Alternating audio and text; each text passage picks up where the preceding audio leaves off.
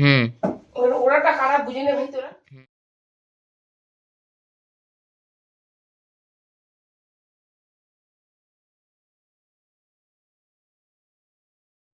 Good morning everyone, আমি সৌমি আর আমার চ্যানেলের আরও একটি নতুন ব্লগে আপনাদের সবাইকে স্বাগত।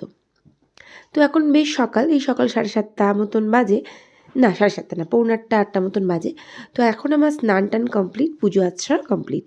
তো আমি সোজা উপর থেকে নিচে এসে আগে জানালাগুলো খুলে ফেললাম। তো রোদ হালকা আসেনি এখনও, তবে এবার ঘরে আমার রোদ আসবে। আমার একতলার ঘর যেহেতু, সেভাবে রোদ আসে না, আর শীতকালে তো আসেই না, গরমকালে একটু আধটু আসে। তো কেউ এখনও ঘুম থেকে ওঠেনি। আমি আমার নিজের জন্যই 1 কাপ কফির জন্য জল গরম বসিয়ে দিলাম। আর তারপর বাবুই উঠেই তো খাবে দুধ, তো ওর জন্য আমি একটুখানি দুধ বসিয়ে দিলাম। তো কেউ যেহেতু ওঠেনি, আমি শান্তিতে একদম বসে পায়ের ওপর পা তুলে কফি খাবো। তো যাই হোক, আমি সেই জন্য জলটা গরম করে নিয়ে এসে ডাইনিং টেবিলে বসেই পড়েছি। আর তারপর একটুখানি নিজের মতন করে কফিটা গুলে নেব, নিয়ে শান্তিতে বসে কফিটা এখন খাবো। আর বাবুই যেহেতু একটু দেরিতেই উঠছে কদিন ধরে, তো আমার ওর সঙ্গে বকবকানিটাও সকালের দিকটা আমি একটু বেঁচে যাই, এই আর কি। ওর বকবক থেকে সকালটুকু আমার শান্তি থাকে। তো এই 2 কাটা চুল বেশিক্ষণ ভিজে থাকলে তো আরোই 2 কাটা হয়ে যাবে, এই জন্য চুলটা খুলে দিলাম। আর বিস্কুটের কৌটো নিয়ে বসিনি আজ প্রথমে। তো ওই অনেকগুলো বিস্কুট আনলে একটা বিস্কুট ফ্রি দেয় না, সেই ফ্রি এর বিস্কুট ওটা। দারুণ খেতে কিন্তু বিস্কুটের জন্য আমি একাই খেয়ে নেবো ওটা, কাউকে দেবো না। তো আজকে আমি না ভাবলাম যে সকাল সকাল একদম যেহেতু উঠে পড়েছি, তো কাজকর্মগুলো কমপ্লিট করে ফেলি।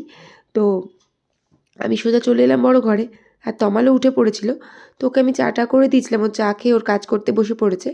আর আমি করলাম কি যে না চলো বিছানাপত্রগুলো আমি আগে ঝমঝম করে গুছিয়ে ফেলি। তো মশারিটা আগেই টেনে তুলে দিলাম। আর মশারি ছাড়া তো আমাদের বাড়িতে কেউ শোয় না। পোকা মানে প্রচণ্ড ভয় আমাদের পোকার। আর যেহেতু এখন একটু গরম পড়বে, তো সেই জন্য তো মশার উৎপাতে তো বাঁচা দায় হয়ে যাবে। আর কিছুদিন পর থেকেই একদম কর্পোরেশন থেকে এভরিডে লোক এসে জিজ্ঞেস করবে, বৌদি ভাই ভালো আছেন, দিদি ভালো আছো, এই বলতে থাকবে। কারণ আমার বাড়ির লোকের থেকে তখন অন্য লোকের টেনশন হয়ে যায়, মানে কর্পোরেশনের লোকের টেনশন হয়ে যাবে যে আমার ডেঙ্গি হয়ে গেল কিনা। সরি, আমার না, আমাদের, মানে রোজ আসবে এখন। তারপর যাই হোক, তো বিছানাপত্রগুলো আমি তুলে ফেলি। তো আর এই শীতকালের এক ঝামেলা, এত জিনিসপত্র থাকে, মানে চেয়ারে, বিছানায়। তো যাই হোক, কম্বল টম্বলগুলো গুছিয়ে ফেলাম। আর চাদরটাও চেঞ্জ করে ভাবছি চেঞ্জ করব কি করব না, যেহেতু লাইট কালারের চাদর, ভাবলাম না এই সপ্তাহটা থাক পাতা, তো পরে ভাবছি চেঞ্জ করে দেবো চাদরটা। তো বিছানাটা সুন্দর করে আমি টান টান করে গুছিয়ে ফেললাম। বিছানা টান টান না হলে কিন্তু একদমই ভালো লাগে না, এটা কিন্তু সত্যি কথা। তো বিছানাটা আমি সুন্দর করে গুছিয়ে নিয়ে তারপরে যাব বাবুয়ের ঘরের বিছানাপত্র ঠিক করতে। দেখি ততক্ষণ তো মহারাজ উঠেই পড়েছেন। তারপর বালিশগুলো বালিশের মতন করে সুন্দর করে রেখে দিলাম। আর কম্বলটা যখন তখন গোছালাম না, ওই কম্বলটা ওই চেয়ারের মধ্যে আর রাখি না, ওই খাটের এক সাইডেই আমি প্রত্যেকবার রেখে দিই। তারপর ভাবলাম না বাবুয়ের ঘরে পরে যাব, আগে টোটাল এই ঘরটা পরিষ্কার করে ফেলি, গুছিয়ে টুছিয়ে, মানে যত জামা কাপড় যা আছে, যা ঝাড়াঝুড়ির প্রত্যেক দিন থাকে, আগে এই ঘরটা কমপ্লিট করি, তারপর ওই ঘরে যাব। তো এই বলে কালকে কিছু জামা কাপড় ছিল যেগুলো আমি পাট করে রেখেই দিচ্ছিলাম, তো সেগুলো আমি গুছিয়ে আলমারির মধ্যে তুলে দিলাম। আর তারপর আমি দেখি সব জিনিসপত্রগুলো ঝেড়ে ফেলি, মানে জিনিসপত্র বলতে আসবাবপত্রগুলো ঝেড়ে দিই। প্রত্যেক দিনই ধুলো পড়ে। আর ছাদে যখন আমি উঠি, তখন আপনারা নিশ্চয়ই দেখেইছেন পাশের দুটো বাড়িতে কন্টিনিউ কাজ হচ্ছে, তো তার ফলে আরও ধুলো পড়ে যায় ঘরের মধ্যে। আর এই যে আমার প্রাণের স্ট্রেটনার, কী জানি কালকে কেন বার করেছিলাম, কিছু নিশ্চয়ই আলমারি থেকে খুঁজছিলাম, তাই বাইরে বেরিয়েছিল। তো সমস্ত আলমারি, তারপরে এদিকে ওয়ার্ড্রোবটা সব ঝেড়ে ঝুড়ে নিলাম। আর তারপর ভাবলাম যে না, আমি একেবারে ডাইনিং টেবিলটা, তুরতেরি ড্রেসিং টেবিলটা গুছিয়ে তারপর এই ঘর থেকে বেরোবো। তো যেই বলা সেই কাজ। তো এই এত ধুলো, ধুলো নয় বেশিরভাগটাই পাউডার। বাবুই এখানে দাঁড়িয়ে দাঁড়িয়ে পাউডার মাখে।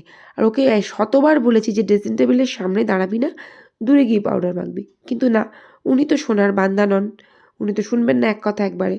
কালকে কী করেছে জানেন, আমার দুটো মেয়ে এসেছিলো, মেয়ে বলতে আমার, মানে আমার বড় ভাসুর পর দুটো বান্ধবী, তাদের একজনের হাতে মরা টিকটিকি দিয়ে দিয়েছিল।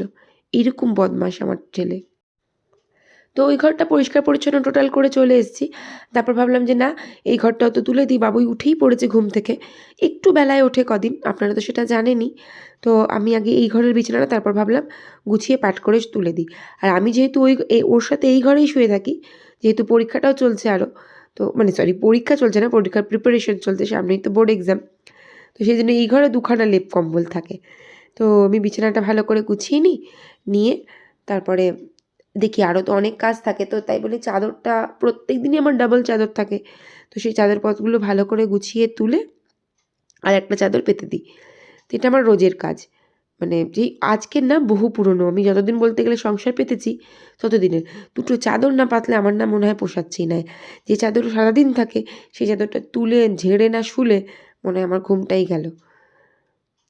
তো বিছানাটা ভালো করে গুছিয়ে নিয়ে আমি বিছানায় বালিশ টালিশগুলো আবার সুন্দর করে জিনিস জায়গায় রেখে দেবো। আর তারপরে আমি দেখি আরও তো অনেক কাজ আছে। আজকে ভেবেছি বাবুয়ের বুক শেলফটাও গোছাবো।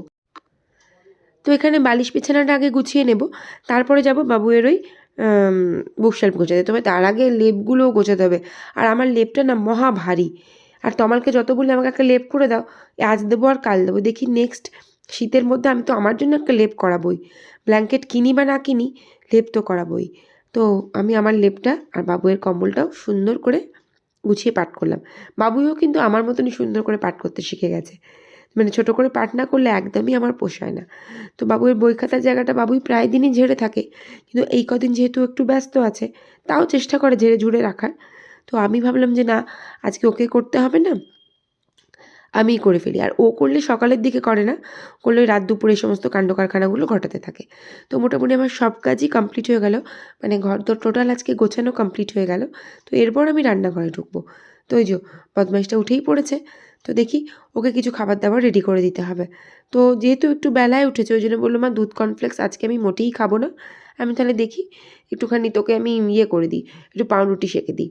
তো এই বলে আমি পাউরুটিগুলো নিয়ে আগে ভালো করে সেঁকে দেবো, তারপর ডিম টোস্ট বললো ডিম দিয়ে খাবো, বললাম না একদমই না, ডিম দেবো না আমি তোকে।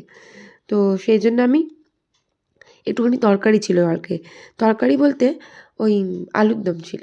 তো আমি প্রথমে বললাম যে তুই মেয়োনিজ দিয়ে খেয়ে নে, বললো না মেয়োনিজ খাবো না, বাটার দিয়ে খাবো। তো আমি একটুখানি বাটার বার করে ওকে দেবো, আর এই পাউরুটি দিয়ে তরকারি দিয়ে ও খেয়ে নেবে বাটার দিয়ে।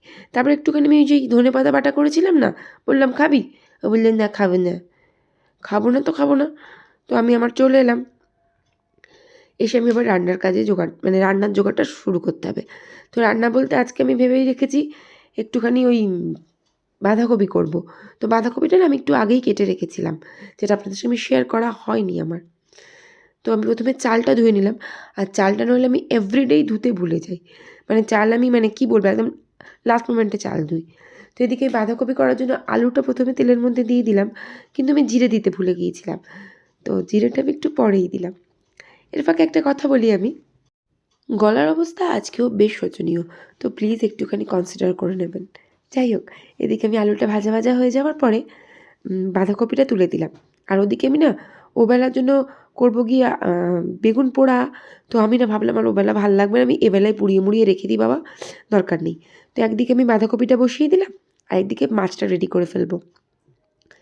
তো বাঁধাকপিটা খুব সুন্দর করে ভাজা ভাজা হয়ে যাওয়ার পরে আমি এর মধ্যে আদা বাটা, টমেটো আর কাঁচা লঙ্কা বাটাটা দিয়ে দিয়েছিলাম। তো আরও খানিকক্ষণ ভাজা ভাজা হয়ে যাক, তারপর আমি এর মধ্যে কিছু মশলা দেবো, মানে গুঁড়ো মশলা, লঙ্কা গুঁড়ো একটুখানি, ধনে গুঁড়ো ধনে না, জিরে গুঁড়ো, আর একটুখানি হলুদ গুঁড়ো, ব্যাস এটা দেবো। আর দিয়ে আমি এর মধ্যে সামান্য একটুখানি জল দেবো। ওই সামান্য জল দেওয়ার পর আমি এটাকে আরও একটু ভালো করে খানিকক্ষণ কষিয়ে নেবো। এই জলটা নামকা আসতেই দেওয়া, কারণ জল তো দিতে লাগেই না বাঁধাকপিতে, ওই নেড়ে নেড়েই রান্না হয়ে যায়। তো এদিকে আমার মাছটা ভাজা হয়ে গিয়েছিলো, আর মাছের মশলার মধ্যে ওই আদা বাটা, টমেটো, কাঁচা লঙ্কা বাটা, একটু বেশি করে জিরে গুঁড়ো, সামান্য হলুদ দিয়ে আমি মাছটা রান্না করব। একটু লবণ দিয়ে দিলাম, আর ফুটে গেলে মাছগুলো তুলে দেবো। তো এদিকে আমার ডালটাও হয়ে গেল, আর মাছটা অলরেডি হয়েই গিয়েছিল। তো ডালটা যেহেতু হয়ে গেল, ডালটাও আমি তুলে ফেললাম। আর ওই যে বললাম না বেগুন পোড়াটা মেখে নেব, তো সেই জন্য আমি বেগুন পোড়াটা একদম মেখে ফেললাম। আর আমি না টমেটো পোড়া দিয়ে আজকে ভাত খাবো, সেই জন্য টমেটোটাও আমি পুড়িয়ে নিয়েছিলাম। আর বেগুন পোড়াটা যেহেতু ওবেলার, সেই জন্য একটা পাত্রের মধ্যে সুন্দর করে আমি ঢেলে নিলাম। তো রান্নাবান্না আমার টোটাল কমপ্লিটই হয়ে গেছে। এই ভাতটাও কমপ্লিট হয়ে গেল, তো সেই জন্য এই ভাতটা উপর দিয়ে নিলাম। আর এবার আমি গ্যাসটাকে সুন্দর করে একদম চকচকে করে পরিষ্কার করে ফেলবো। আর চকচকে করে গ্যাস না পরিষ্কার করলে আমার একদম ভালো লাগে না, আমার কেন কারোরই ভালো লাগে না।